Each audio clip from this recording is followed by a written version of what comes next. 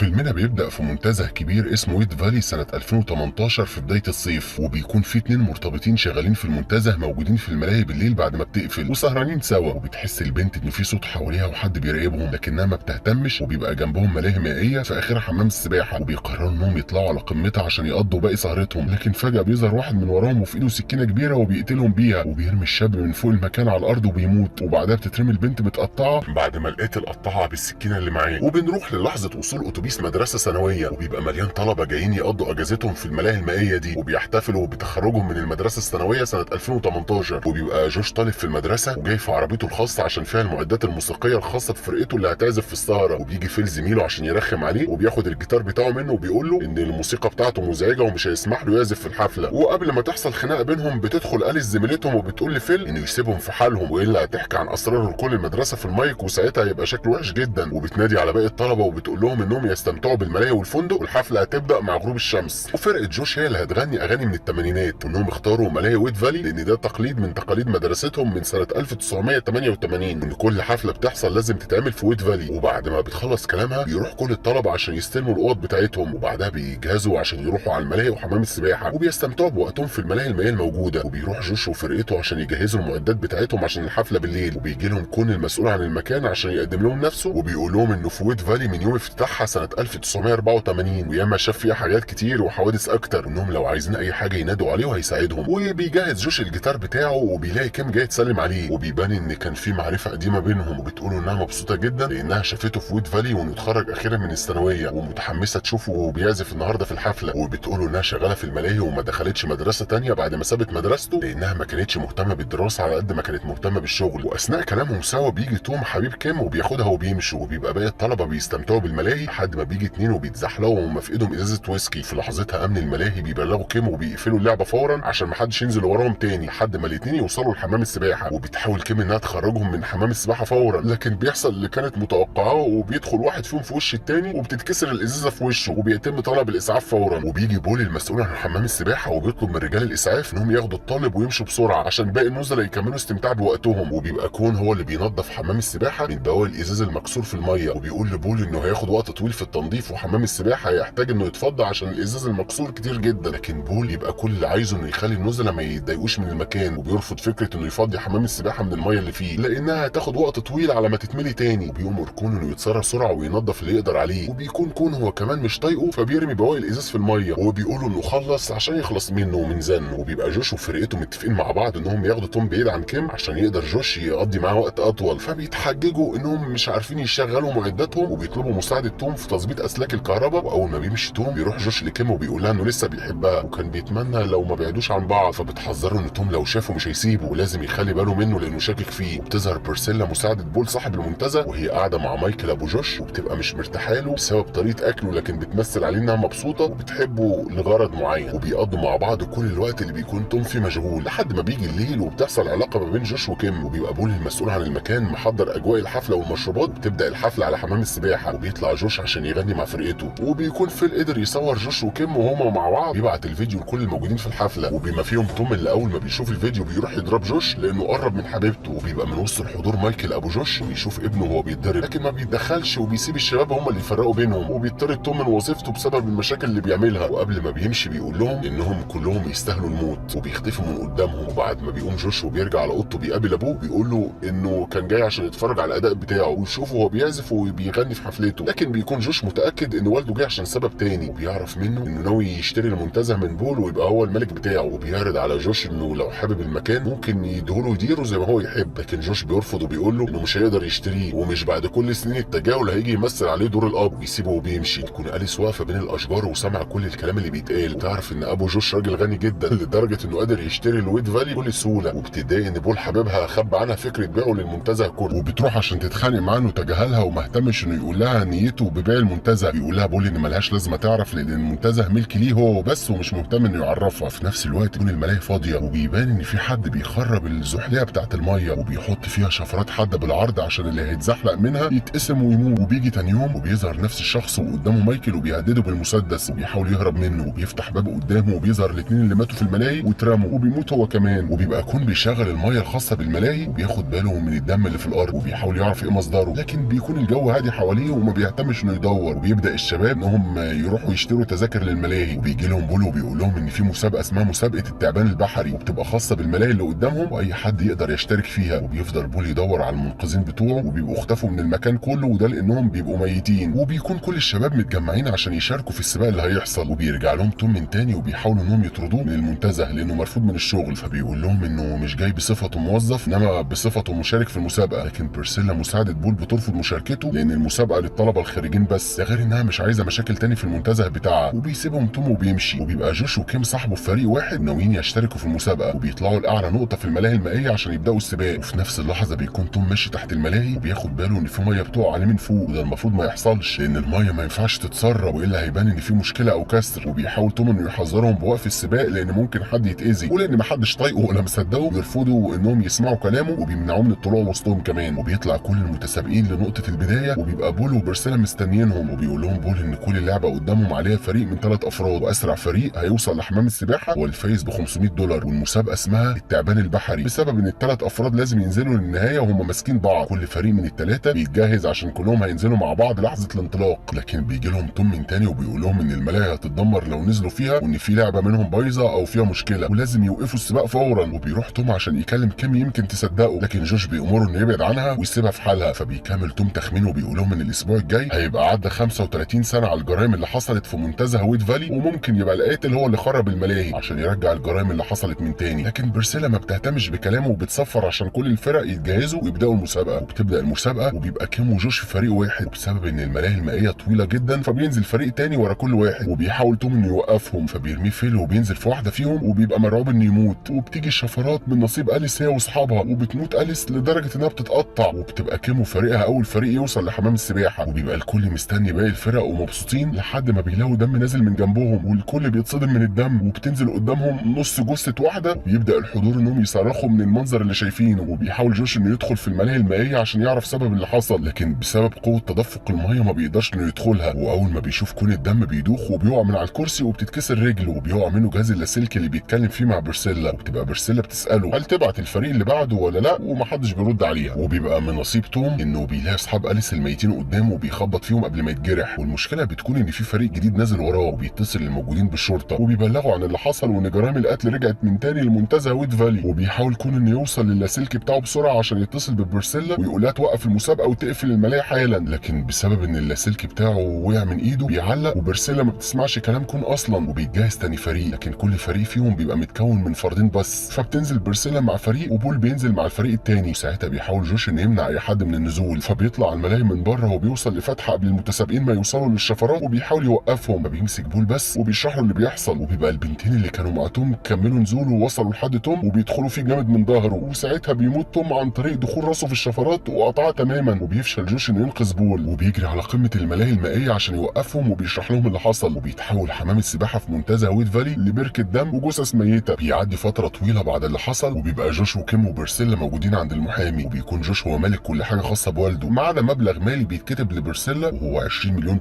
وده لان بيرسيلا كانت حبيبه مايكل وبتحبه. وبعد ما بيرسيلا بتاخد الشيك الخاص بيها بيظهر انها كانت ورا كل اللي بيحصل ده، وانها كانت بتنتقم من بول بسبب انه كان ناوي يبيع المنتزه، وقبل ما تقتل مايكل اجبرته يكتب لها مبلغ كبير. وبتظهر انها زمان كانت صغيره وكان معاها والدها في منتزه ويد فالي، وساعتها والدها اتخبط في راسه ونزل في حمام السباحه ميت، ومحدش ساعده لان كله كان مشغول ومحدش اهتم انه يساعدها. ومن ساعتها وهي قررت انها تنتقم من اي حد في ويد فالي على مدار السنين. وبتبقى بيرسيلا هي اللي عرضت على بول انه ينزل في الفتحه اللي قدامه مع باقي الفرق عشان يموت هو كمان، وتبقى انتقمت منه. وبتقدر بيرسيلا في الاخر انها تهرب بفعلتها، ومحدش بيقدر انه يثبت الجريمه عليها او يتشك فيها حتى، وبتهرب بجريمتها ومعها $20 مليون.